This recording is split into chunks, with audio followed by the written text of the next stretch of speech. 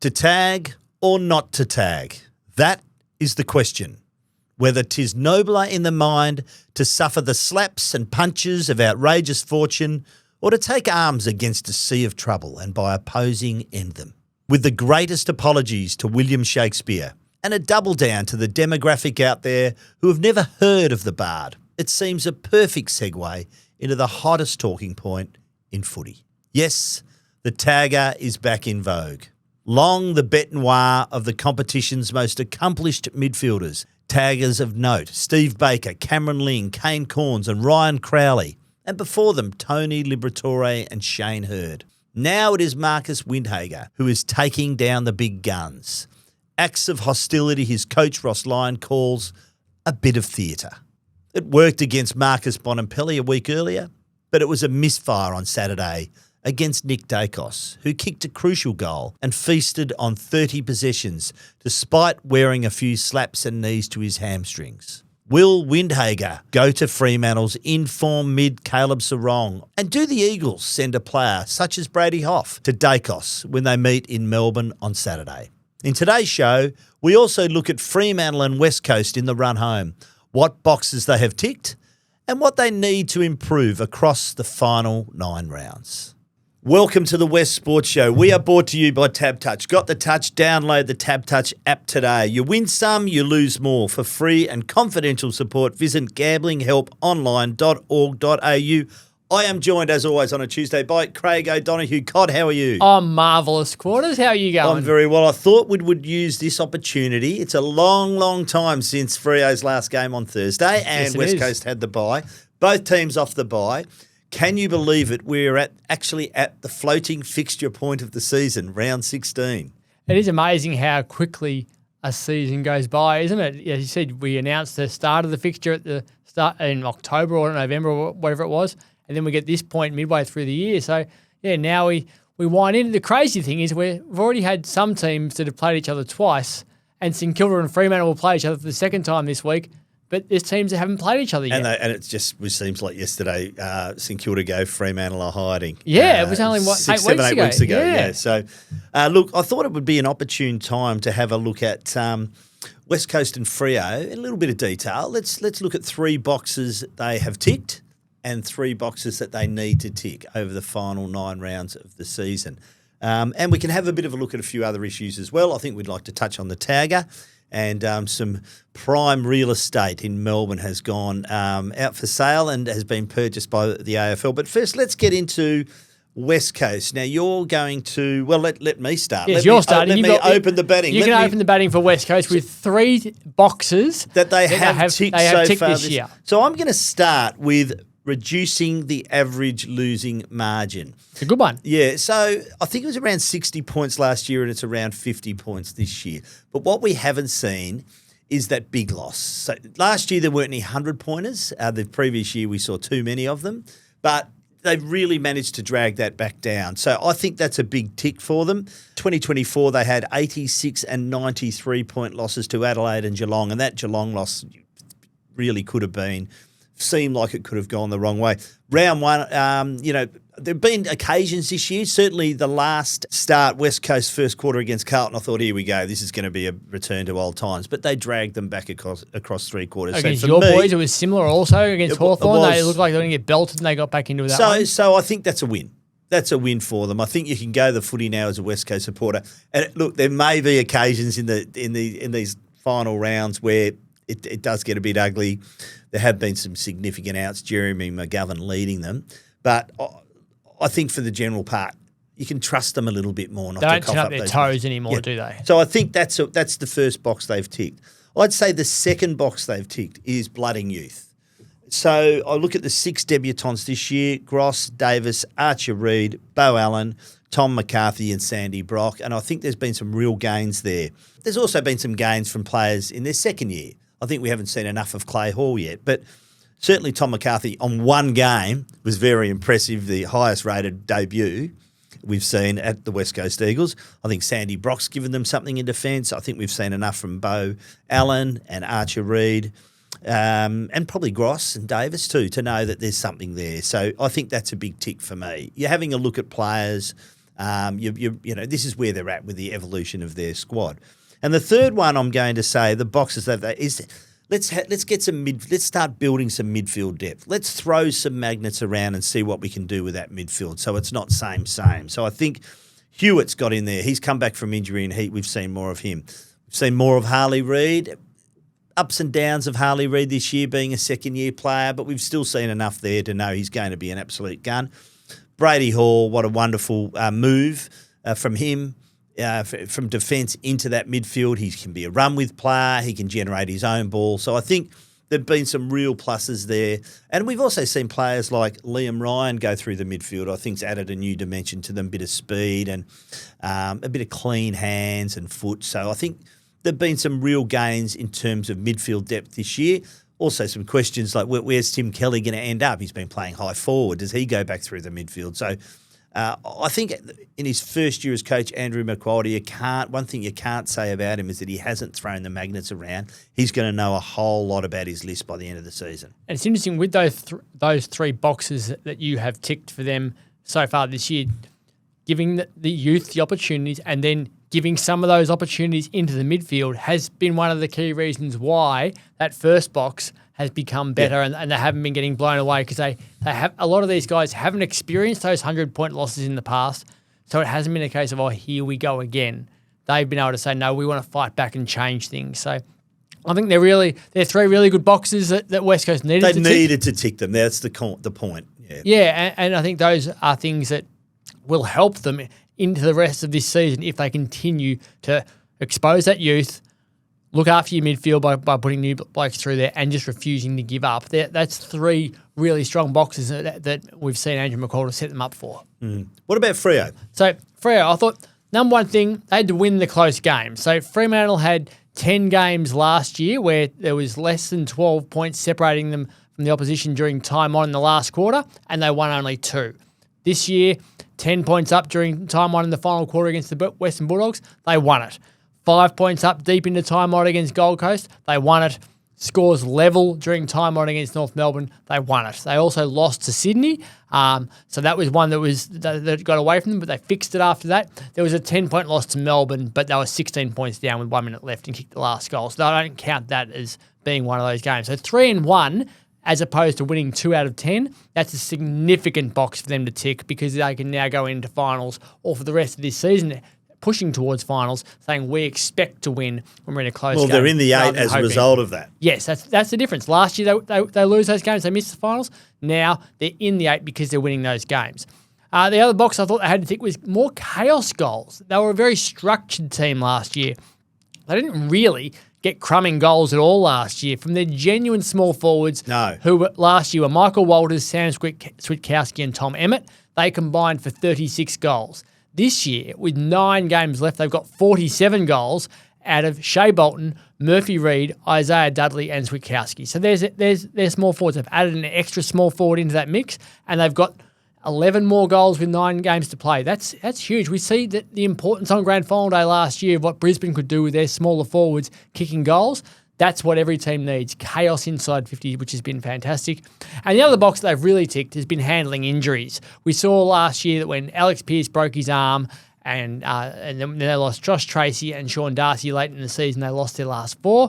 This year, when you consider Brandon Walker goes out, he's played 2 games, Carl Warner comes in, just fills the role. Yeah. Nat Fyfe's played 3 games. Jago Mira's played 5. So Corey Wagner just slots into the middle, plays that role. Hayden Young's played 4 games. They've allowed Matt Johnson and Neil Erasmus. They've come in and been able to fill that gap for them. Murphy Reid and Isaiah Dudley kicked 24 goals while Michael Walters hasn't played a game. So they've been able to say our depth is covering for these injuries now and we can afford to lose blokes and not have disaster where we just can't replace them. So winning close games, getting chaos goals and handling the injuries, 3 really important boxes that they've ticked. And the last one, they're about to get a rush of players available too, which is great for their depth. It's great for the overall squad. So, tick, tick, tick there.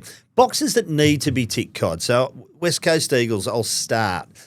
1 is the ruck department. So Matt Flynn gives everything he's got, but he's not a top echelon ruckman. Bailey Williams, more of a forward than a ruck. He's big-hearted. He's certainly given them everything the last 3 years. And we see some youngsters below that. But Archer Reed's done a pretty good job there, just as a second as well. They really need to go out and find themselves a ruckman now, whether it's someone at another club who can't get a Guernsey. Ned Reeves springs to mind. But that, for me, is something they need to – have they put enough value on that role over the years is my question. Well, they've had good ruckman for so long. Yes. That it's just been the way it was Dean Cox Nick into Nick Nat-Nui. It's like happy days. Yeah. So it's always hard to develop a ruckman when you've got someone who's going to dominate in there for so long. No one wants to be number two, do they? So they don't, but it's interesting if you look at a team like Geelong who's never really had a dominant ruckman under Chris Scott's reign. Does he value a ruckman? I think not as much as others. And that's the thing. Different coaches look at it and go, you can just pay minimum chips, bring someone in who's been in another club, as you say, Ned Reeves potentially come in, and all of a sudden he's just doing the job and the midfielders will do the work underneath. The problem for West Coast is they've got young midfielders who need a bit more of a chop out. And if Nick Nat-Nui's tapping it down your throat, it becomes a lot easier than if you're competing at the moment, which is losing the ruck night and suddenly you're on the back foot the entire time. I think that's a priority both at the draft table and probably for some potential trades for West Coast Eagles if they want to go down that path. The second box they need to tick now is not really so much by design in that Tom Barrass has left the club and now we've seen, unfortunately, Jeremy McGovern forced into a medical retirement. So I think defence, they need to really make some moves to shore up that defence for the final rounds of this season. So Harry Edwards has been an improving player in the back half. I think Sandy Brock's been a real find, but maybe it's time, to trial a few others back there as well. Bazzo springs to mind. Job Shanahan's another one. Job Shanahan's a player who was a forward who's come to the club and they've been really training him up as a defensive option. So I think it's probably let's have a look at them all. Let's run them through there in these final rounds and let's have a really good look at that back line because it's going to be crucial going forward. And the third one, which is probably the most important, is let's start playing 4 quarters. So, of course, I mentioned the Carlton game a couple of weeks ago. Don't cough up the first quarter, you're going to win the game. They won the final 3 quarters of that game. So we're still not seeing a consistency over 4, which is okay because they're a young squad and it takes a long time to get that overall performance. But I want to start saying if you can't win 4, win 3.5. Yes. Don't get belted in 1 quarter and then compete for 3. You've got the Geelong game is another example where it got away from them late after staying in the game for so long. So I think they're really key areas. I think all West Coast fans would sit there and agree with you. Fix the ruck department, work out who your key defenders are, and stay in games longer. There's 3 boxes you definitely need to tick. They've only had the one game. Okay, it's okay if you only have 1 or 2 more wins for the season, but just try and be competitive at least over those. You don't have to win every quarter. Just be competitive over 4. Yeah, absolutely. And if they can tick those boxes, they'll become a vastly better team. Like if you look at Fremantle, the boxes they need to tick in the second half of the season, they need to get a scalp. They've got Collingwood and Brisbane in the run home. They lost to Collingwood earlier in the year. They were good but didn't win it. They've got belted by Geelong earlier on in the year as well, and they're the 3 best teams Hawthorn at the moment. Here too. Yeah, but Hawthorn are a level below Collingwood, Brisbane and Geelong. They're the scalps, I would say. So you don't think Hawthorn would be a scalp? You think more like a Brisbane not in Perth at the moment. Yeah, if they can beat Collingwood and Melbourne and Brisbane over here, I think that's the scalp where you go. They can compete with those teams. So we expect a challenge for the flag, and they are the 3 reigning premiers from the past 3 years, Brisbane, Collingwood and Geelong. So they have to find a way to win one of those games against Brisbane and Collingwood and say, we belong in that group. I think they need to settle the team in the late half of the year. So good teams are stable teams. You know what they're going to put out there and you know what to expect. So is it Jackson and Darcy in the ruck or is it just Jackson? They need to work that question out. Is Nat Fyfe a sub or is he in the best 22 or is he in the waffle? Is it Neil Erasmus, Matt Johnson and Nathan O'Driscoll? What are their roles in the team? Can all 3 play or not? Jago O'Meara, Michael Walters, are they in? Are they out? These are the questions they'll look at, and then Hayden Young's going to come back in. Obviously, Alex Pearce is going to come back in, but they need to settle this team so everybody knows their roles, and it's not a horses for courses come finals. With 2 weeks to go in a season, you need to be able to say, this is our best 23, and we're sticking with it unless someone gets hurt. And then finally, it's maintain the rage. Last year they were third with a month to go and they finished 10th. They couldn't finish out the season. So now they have to maintain this 5-game winning streak they've got at the moment, win the games you have to win, compete in the games you have to compete, and then hopefully jag the ones which are really hard where they're genuinely 50-50. But to make finals, they have to keep on going from here, and then they have to go into the finals in good form because you can't afford to drop too many from here on in if you expect a challenge. So get a scalp, settle the team, maintain the rage. Settle the team's the most interesting one for me. So I look at the Jackson Darcy situation. So Jackson rated the number one player in the AFL since round 10. You can see how much he enjoys and embraces the number one role. Now, the coach is welded onto a 2-ruck situation. That's fine.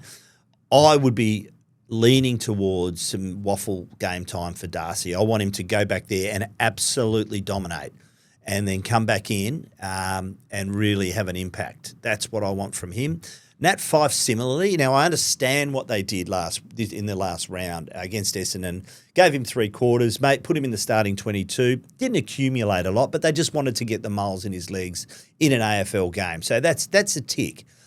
Again, wouldn't mind seeing him go back and dominate at AFL level because certainly if he comes into the starting 22, he needs to contribute more than the 11 possessions he had against Essendon. So I think there's some interesting plays to be had by Fremantle in this final 9 rounds, and they'd be the 2 at the top of the queue for me. Yeah, because this is the time of year where you find someone in some way. So Will Ashcroft last year comes into the Brisbane team off the back of an ACL, adds to them, and suddenly he goes on and wins a Norm Smith. The previous year was Jeremy Howe coming back from a broken arm and has a really big impact. And every year someone comes into the team around this time. So who's it going to be? Who's it going to be? There will be someone. And it'll probably be Hayden Young. You could almost say, well, it'll be Hayden Young. So 3 to 4. So it's interesting on that point. I have just come from Freo training. So Alex Pearce doing a bit of running around, which was good to see, under the really watchful eye of a physio.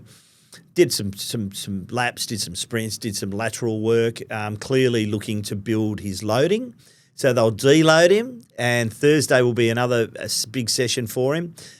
I'd be gut feel. I don't think this week against St Kilda, but I think certainly he'd be pushing for the week. I'm not saying he's not playing this week, just my gut feel on what I saw. I think the following week for him. And Hayden Young, so coming off hamstring surgery, so it's a long stint out. Listed as 4 or 5 away last week. Trained for a while with the main group today, which was really good to see. It's good to see him out there having a kick, a run round with the main group. Went back to the rehab group towards the end of the session. I think 3 to 4 weeks. They'll be really cautious with him because he's so important to them. He needs to get it right. But the question I have for you, Cod, would you slot him back into halfback just to get his tank back and the in-match tank back and the confidence back, or straight into the midfield when he's right? I still think midfield because his leg is so important to them kicking the ball inside 50. And I think that's what they will see being the biggest change in this team when he's available again, hitting Tracy, hitting Amos, hitting Voss on the chest. Whereas that backline's so settled now, I'd be loath to make too many changes to that backline. And we know what Jordan Clark's doing off halfback. You wouldn't want to take away from the way he's playing at the moment. So I think the midfield still needs class. Also got Brandon Walker in the mix too, and Cooper Simpson eventually, hopefully this year, he can get back into at least the thinking. Yeah, but I like the settled nature of the back six. And I think the midfield is so hard working and they do so many things really well. But what you'd love to see is Hayden Young come in and change the midfield mix in a way. And what we've seen a little bit of that with Caleb Sarong in recent weeks. So his metres gained in 2023, he averaged 399 metres gained. In 2024, he averaged 403 metres gained. It's not much of a difference. First 8 weeks this year, it dropped to 368. Since round 9, he's averaging 625 metres gained. He's become more of a kicker. He's become more of that outside player who can win the ball in tight and then explode out and have time to kick the ball, which is what he struggled with in the past. And do you think that will change when Young's back in the mix? Well, hopefully not. Yeah. Hopefully that becomes the player who he is because he's become more impactful with this as well. But it may be that he has to go back to what the role he was previously because when Young's there, Young is the kicker. It's interesting also that when you look at Sarong, 2023, it was 50% kicks to handballs. Exactly. 2024, 46% of his disposals were kicks. First 8 weeks of the year, that dropped to 41%. since round 9 up to 58%. So he's becoming that player. Since Hayden Young was out of that team. Yeah, Young's been out for a bit longer than that. He's only played the 4 games, but it's more since they were horrible, really, I suppose you could say. And since they started becoming good again, he's changing his role. He's getting more metres. He's running with the footy. He's kicking it in a bit more space. And I think if he can keep doing that, and then Young can come into the team as well, that element of the game will be really, really important for Fremantle heading forward. As a proud major sponsor of the Fremantle Football Club, Woodside has accepted the challenge of supporting local footy at all levels, from grassroots to greatness, so it can thrive throughout WA. Woodside, Australia's leading energy company. Cod, to tag or not to tag? I love that taggers. That is the question. I love taggers. I'm an unabashed tagging fan. What about you? Who was your favourite of all time? Oh, Shane Hurd. Shane Hurd was fun. It Shane Hurd who sidled up to a 3/4 time huddle when his opponent was still being addressed by his coach? Just stood next to the huddle and waited? I haven't heard that story, but that's a cracker. I'm pretty sure it is, yeah. I love that. The days of Libba, even though some of the stuff he did back in the 90s, you couldn't get away with that Poor these old days. Ben Cousins. Brett Kirk, Stephen Baker, Ryan Crowley, Cameron Ling. And Ryan Kane Crowley Collins. made a science out of it in terms of the homework he did during the week. Yeah, and I think they all had a method. So Cameron Ling's method was always to push the opponent with his big body and push them into a position where he wanted them standing rather than where they wanted to stand. So instead of being here, they were a metre in front, just by edging them a little bit closer. And Kane Corns could run with them all day, and Ryan Crowley made sure he was between his opponent and the ball at all times, so it had to go over his head or had to go through him and stuff. So Brett Kirk was always just able to be in the way and just, whether it was lay a tackle or lay a bump or win the ball himself. And as we said, Libba just became this annoying bugger who would just drive them crazy the entire time. I like a tagger too, don't get me wrong. And Marcus Windhager is clearly the modern evolution of it. But it intrigued me last round with St Kilda's employment of Windhager onto Nick Dacos. What didn't you like? Or what did it didn't work. Yeah. So Ross Lyon's ethos has always been tag what's taggable. Don't waste your energy if you can't. I thought that's a lot of wasted energy at the weekend by St Kilda and Marcus Windhager on Nick Dacos. Had 30 and kicked a very important goal in that game. So it didn't work. I'm not saying don't use him. The week before he had great success on Marcus Bonampelli, but they didn't win the game. So is the investment worth is the outcome really there for the investment at the moment with this? I'm not sure. Is the argument, well, Windhager doesn't tag Dacos, he gets 40 plus, they win by 5-6 goals. So it was a relatively close game. I reckon you tag what you can. So the question is, does he tag a Fremantle player on Sunday? And do West Coast send anyone to Dacos? Is it worth it with where they're at? So I think Windhager will tag this week. And who? He didn't. The interesting thing was he didn't tag the last time they played. They gave the roles to other players because they wanted to set up their centre square. And it worked because they had a very good win over Fremantle. An amazing job. They dominated in the midfield. They stood in the way of Brayshaw and Sarong. If you go back and watch the centre square stoppages, there were several free kicks that should have been given away by them because they turned their backs on the play a lot and were literally holding it in place. And only one of the midfielders was chasing the footy, and the other two were just holding the other guys off. When you turn your back on the play, that's a free kick. It should be a free kick. You cannot turn your back on the play. That is when it's null and void. Well, you got to at least make it look like you're facing the contest. My advice to midfielders who used to come to me when I was umpiring, and they'd say, I'm being held, is stay on the move. If you wrestle, I can't tell whether you're wrestling to get position or whether they're holding on to you as part of the wrestle. Keep moving. If you're moving quickly, they will reach for you. Yeah. They'll grab a jumper. They'll be showing that they're trying to do something which is illegal. If you're in too close, you can't see that sort of stuff. And if they do whack you, go to ground. Then I'll notice it. You know, if you keep going back, then I'll just assume you're fighting. And Nick Dacos went to ground with the hand to the chest from Windhager, and that got spotted as well. So there are things that you can do, but don't turn your back if you are a tagger. Maybe just turn your back for a slight second to see where they are, but you need to keep your eye on the ball as much as possible. But in terms of, I'd tag Caleb Sarong. Yep. So over the past 2 seasons, when he has 30 disposals or more, Fremantle win 87% of the time. When he has 29 or less, it drops to 36%. So that's a 50% difference based on that one possession from 30 or above or 29 or less. The difference for Andrew Brayshaw in those two stats is only a 10% difference win or loss. So I'd be going at Sarong, and you're just trying to stop him from accumulating. Numbers are all that matters for him, I think, based on that element alone. Compared to Dacos, who if I'm West Coast and I am tagging him this week, if he has 4 inside 50s or more since the start of the 2023 season, Collingwood have won 81% of their games. If he's had 3 inside 50s or less, they win 52%. So you can drop it down by 30% from the win-loss ratio just by changing his ability to get the ball inside 50. So stop him kicking it inside 50 is the answer. And kicking it is the other thing. Force him to handball.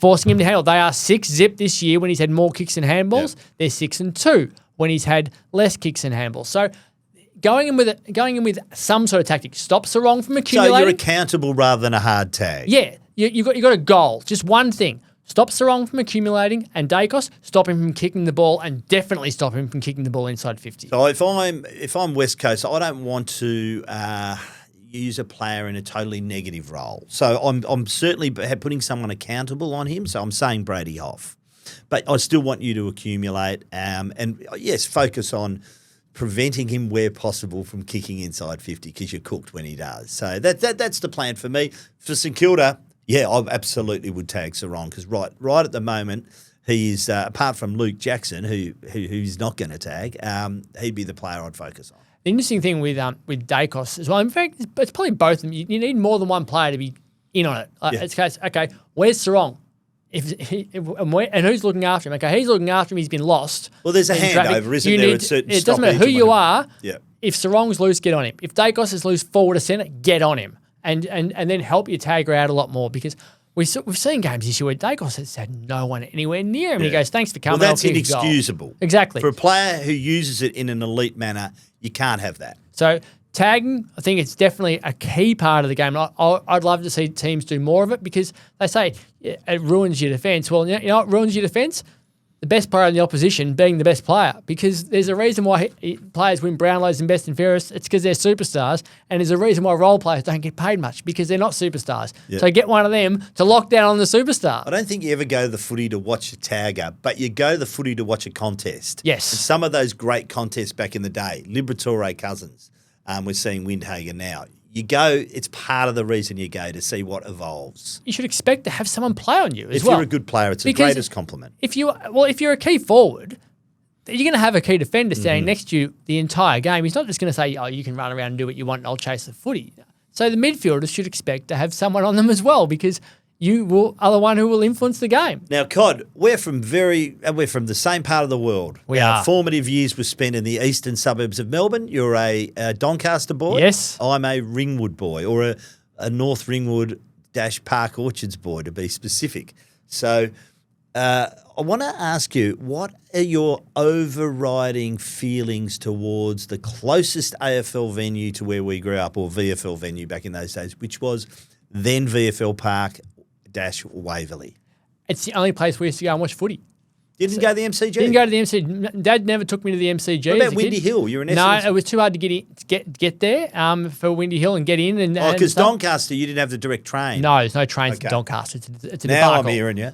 So we used to only go to Waverley. So my first game was in 1983. Went and watched the Bombers against Geelong in 1984. I remember that. I remember going to the first game for Lee Matthews back after he'd belted Neville Bruns, and I was 1985, so I would have been 9. Was that Hawthorn Essendon? That was Hawthorn Essendon. Yeah. I stood up in my chair and screamed, "You're too old, Matthews," and Dad told me to sit down. And I remember running out into the ground after games, and the distance between the fence and the boundary line felt like a kilometre. Yeah, and so it was that's where my youth was spent watching footy, was out at Waverley, and I think it was great when Hawthorn decided that would become their home ground. And I think it's great now that the AFL have purchased it today. Yes, yeah. Well, there's a which bit of changes a lot of things for, especially for our clubs, I think. So I was on the Belgrave Lilydale line, which you would know well, which meant I could just get dropped off at the station. I could go to the MCG or Princess Park, where the Hawthorn home games were. Waverley was a bus trip for me. So but it was just a bus trip or a drive. Someone would drive. So I also played a game there. They used to have a school. It was all the high schools in Victoria used to participate, and it was called the Herald Shield. They used to replay the game from a Tuesday night, which was a curtain raiser to the VFL Night Series. So I played for Norwood Secondary College against St Bernard's. Hayden Kennedy was playing for St Bernard's. Yep. Steve O'Dwyer was playing for St Bernard's. We lost. They kicked the first 3 goals. We lost by 3 goals. We were the curtain raiser to Hawthorn Essendon. So it was a pretty big night. What year are we talking? Year 12. Year Year 12. What year? What, 1983. So a fair 83. way ago. So I have a great love for the place. People call it Arctic Park. Yeah, it was pretty cold out there, but we grew up in that weather, God, so we know it wasn't cold to us. It's just an extra jumper or whatever. I used to actually like the long trip home because it would take you an hour to get out of the car park because the traffic, Wellington Road, I think it was. Yes. And Stud Road, it was just diabolical. So you just listen to the aftermatch, and if you lost, you'd turn it off and just ponder what could have been. But I used to like the place. So big news today. It's been sold. So Hawthorn, good deal for Hawthorn too, by the way. Now, we know it was a mooted sale. They were talking something like 20 million. It's nowhere near that, but it's still in the millions. Bought it for $1.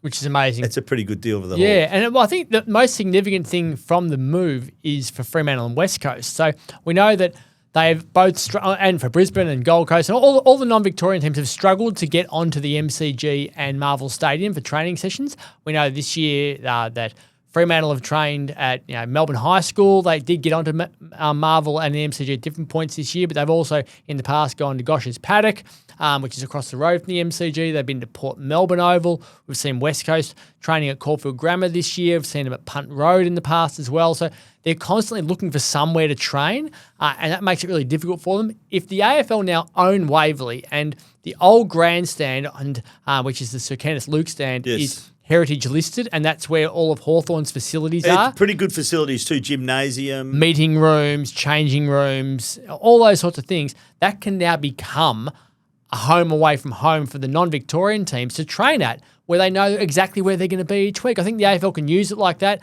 They can use it for the umpires to train at because they don't have a home. Well, that's what they're suggesting. It will be umpires, community football. So which is perfect. But the most important thing for our clubs is they want to be at the MCG and Marvel every time they can. But if there is a game being played the day before they play there and they can't have their captains run at the MCG or Marvel, the ability to go to an AFL run venue, use the gym, use the meeting rooms, use the oval as opposed to having a gym somewhere and an oval somewhere else and a meeting somewhere else, I think is really significant because the facilities there are fantastic. And Hawthorn have used it as their home for so long. And the surface, you maintain the surface in elite fashion because, as you pointed out with a couple of stories this year, they've forced out to Caulfield Grammar where the surface is, it's a school, so it's not their job to look after an AFL venue. Yeah, so, you're talking about AFL well-paid professionals here, so you don't want them just rolling an ankle in some sub-rate ground. So I've got to say, if there was, I don't know what the showers are like anymore. They'd be fine. At Hawthorn,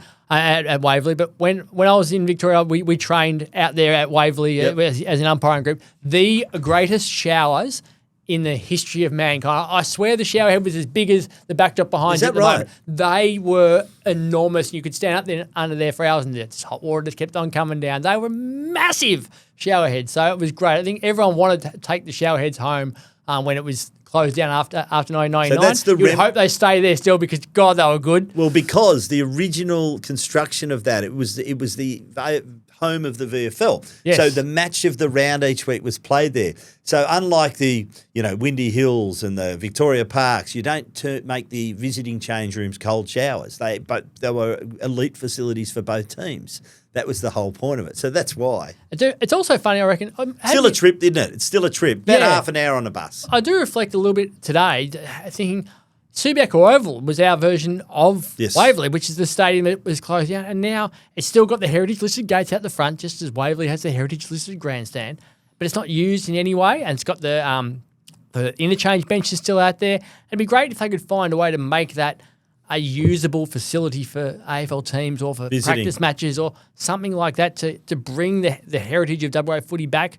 Now that it's been closed down for so long and you've got the Bob Hawke School out there as well, I'd love for that to become built up in a little way so that it could be used and we could all reflect in future years about how important Subi was. Because whilst we've got Optus Stadium, which is amazing now, the history is still really important. While those gates are there, I think they're going to be there forever. I think it'd be great if they could find a way to make it a facility that's used more, because I never see anyone using it when you drive past. Yeah, at Victoria Park in Collingwood's old home ground, they've done it really well. That was the umpires' training venue for some time. You walk around the periphery and they've got like little plaques everywhere. And their barbecues next to them, and it's on this spot, so and so and so and so happened. So I think that's the option for Subiaco. I've got a feeling they'll probably lean towards Gloucester Park, because that's where the West Australian Footy Commission is likely to be housed, and they're talking about doing that surface up in the middle of Gloucester Park. So that could well be where visiting teams go. But I really like the idea of giving it another layer of heritage around. Yeah, it's so important to remind people of the history of the game and not just the modern nature of Optus, because Optus is still a multi-purpose facility, which is so amazing for all these sports. But other than the Nicky Winmar statue, there's nothing really out there that makes you go, oh, this reminds me of a big moment. It's still very much just we need to get some more statues out there, God. And some culture around it and things like that. So there's somewhere people can go and go, oh, that reminds me of this moment. We got some mail, mate. For the Thirsty Camel mailbag, this week's special, Great Northern Super Crisp Stubbies. Camel Club member price is $52.99 a carton, so join up in store or online today. As always, we'll be giving away a $50 digital voucher thanks to Thirsty Camel. Get your questions into TheWestSport at wanews.com.au. Please include your mobile number at the bottom of your email, as we will send you a digital voucher if you're a weekly winner. This one from Jenny Keeley in Yellingup. I'm a Dockers supporter, but how was Gold Coast allowed to mimic the West Coast Eagles jumper at the weekend? If that was Collingwood, the Victorian Premier would be putting out a statement. Now, Cod, I'm not a big one for jumper clashes. Everyone else seems to be obsessed with them. I'm not big on it. I grew up watching North Melbourne and Collingwood on a black and white TV, so I'm okay. But I've got to say, I saw that jumper at the weekend. I thought, it was like watching the Eagles. Yeah, and you should be able to turn a game of footy on now and in 10 years' time and look back on it and go, I know who's playing. Yeah. And if you had the sound down, you weren't concentrating, you go, it was West Coast. I thought it was stupid. Yeah, I couldn't believe what I was watching, actually. So that's a good mail. Yeah, clearly there is a clash between Gold Coast and GWS, one being red, one being orange. So there's a problem there, but they could have been white. They used to be blue. There's ways around it where it doesn't have to be blue and gold. They could have had red in there in some way, shape or form, just reverse it like Essendon have done with their red with the black sash rather than black with the red sash. And Richmond have done the same thing. And Fremantle are purple and white or white and purple. Collingwood are black on white or white on black. There are ways of making just reverse your jumper around. That's all that was needed. I didn't think they needed to. No, I don't mind the new Gold Coast jumpers, by the way, but that was a big mistake. Why couldn't the red have been where the blue was? It made no sense. I don't know. Merchandise, but yeah. G'day, gents. As an avid Freo supporter, I have no love for West Coast at all. Having said that, it would be remiss of me not to acknowledge a true warrior of the game in Jeremy McGovern. Ending his career on 197 games just doesn't sit right with me. Couldn't the Eagles name him as a sub in 3 more games and give him the Bo Allen sub clause, where he only comes on for the last 30 seconds or so of the games? Could even word up the opposing teams to stay well away from him to avoid knocks. Get him to his well-deserved 200. That's from Jared the Pilbara Peanut. Only one problem with that. There's no way Jeremy McGovern would ever agree to that. No. Knowing the person. Yeah, it is a cool idea. No. It's a cool, but it's not a realistic idea. He would not want to be nursed to 200 games. No, but I do like the idea of getting players to milestones. Yeah, so do I. But I don't think, he would be comfortable saying he played 200 games if he sat on the bench for Can't we get him over the 200 with all his practice matches? Well, they all count from the 200 club perspective. They do. They just don't count as 200 official AFL games. Yeah, so he'll still be a 200 club member. Yeah, and more importantly, he's a premiership player and a life member at the West Coast and Eagles. And a 5-time All-Australian. We could go on forever. But so I think he'd be quite satisfied with his career without having to worry about the 200. I think, when you've got the BNF, the 5 All-Australians and the premiership medal in your kit bag, you'd sit back and go, I'll happily retire on 197. Jeremy has done a very good job and deserves... What a star. Yeah, what a star of the game. Yeah, deserves to... I mean, he's a very humble guy, right? So, but he will look back one day at his body of work. I hope he does. And he will think, I did okay. Yeah, he's done more than... He'll be in the Hall of Fame. He will be.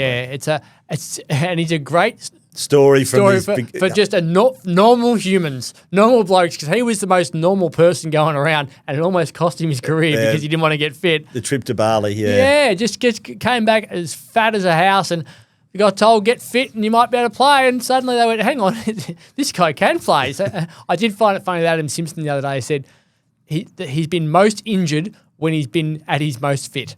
So maybe there's a lesson there. Some blokes aren't meant to get fit; they're just meant to play. Surely there's a happy medium there for someone like Jeremy McGovern. He did it his way, and he did it very well, and he's a very accomplished player. Hi guys, do you think the AFL should introduce compensation for clubs when players are medically retired, either through a contract value offset or a like-for-like draft pick based on where the player was originally selected?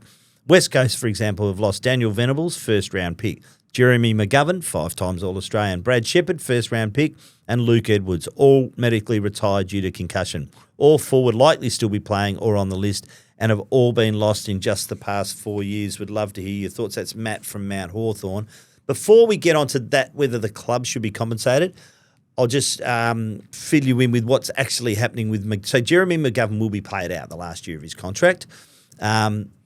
If it's a longer contract, I'm pretty sure they can amortise it, so you can sort of spread it a bit so it doesn't significantly impact. But AFL players who are medically retired due to football-related injuries can be eligible through the financial compensation. So this is this new AFL and AFL Players Association Injury and Support Fund.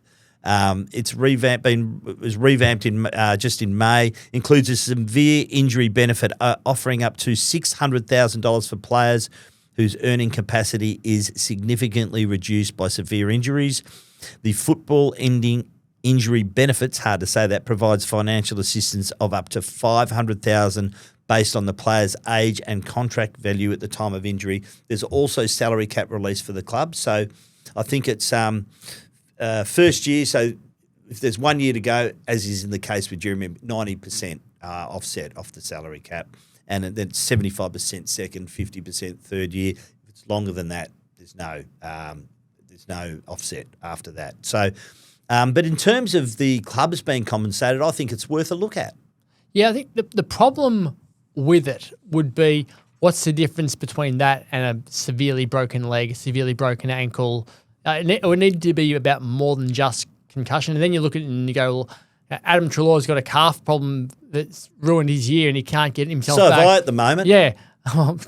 That's because you're old, not an AFL player. Yeah. But went for a run last week and I had to pull up. I'm a bit lame. I've got awareness, Cod. I've got calf awareness. So what's the difference between your calf awareness, Adam Treloar's issues and stuff? Well, he's paid about the difference being $900,000 more than me to play footy. When you're looking at injuries, how do you separate injuries? Concussion rules you out forever. What about the guys who are able to get back out there and are just a shadow of what they were? So in a way, the system looks after the clubs that lose those players because they become worse, not as good a team, which drops you down the ladder by a couple of rungs, and you pick up a player there in the draft. West Coast have lost, as significant, said, 4 players from here, and that's keeping them at the lower rungs of the ladder, which is helping them to top up, as opposed to if they'd won an extra 4 or 5 games per year and finish 11th, then you get a mid-range draft pick, whereas you'd actually rather be down the bottom of the ladder. So it's hard to cover for players. We don't know what Venables would have become.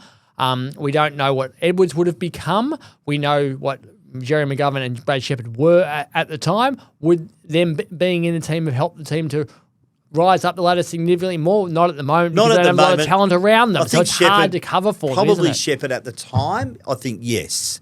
But certainly McGovern, well, they're in a rebuilding phase now. So yeah, the most important thing is the player rather than the club. Yeah, I think in this situation, and the club, as long as the player is looked after, I think the club can always get on with it. And the salary cap relief is a good thing. So this happened because of Angus Brayshaw. He had that long contract to be paid out. So you can't be penalising your club in the first, second, and third years if it's not their fault. The club, the player's been medically retired. It's not, So I think it's a good thing. We have been brought to you by Tab Touch. Got the touch? Download the Tab Touch app today. You win some, you lose more. For free and confidential support, visit gamblinghelponline.org.au. Remember, you can watch or listen to this podcast on YouTube Music.